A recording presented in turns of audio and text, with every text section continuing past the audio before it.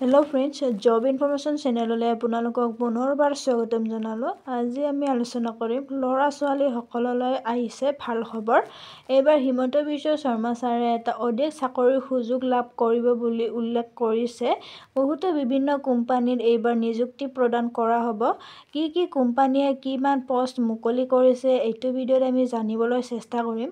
কিন্তু হিমন্ত বিশ্ব শৰ্মা ছাৰে কোৱা মতে এইবাৰ 2000তকৈও অধিক লোকৰ এইবাৰ চাকৰি হ'ব বুলি কোৱা হৈছে। ক'ত হ'ব, কেনেকৈ হ'ব, আমি এইটো ভিডিঅ'ত জানিবলৈ চেষ্টা কৰিম। আৰু ভিডিঅ'টো ভাল লাগিলে লাইক কৰিব, কমেণ্ট কৰিব আৰু ছাবস্ক্ৰাইব কৰিবলৈ নাপাহৰিব।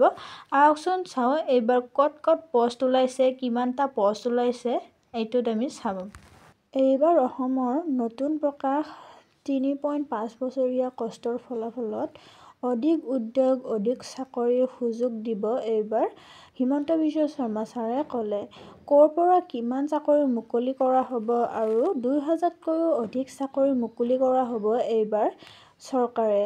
ছাত্ৰ-ছাত্ৰীসকলে এইবাৰ বহুতো সুবিধা লাভ কৰিব, কাৰণ বহুতো কোম্পানীৰ পৰা হ'লেও বহুত ভেকেঞ্চি ওলাব বুলি ইয়াতে মন্তব্য কৰিছে।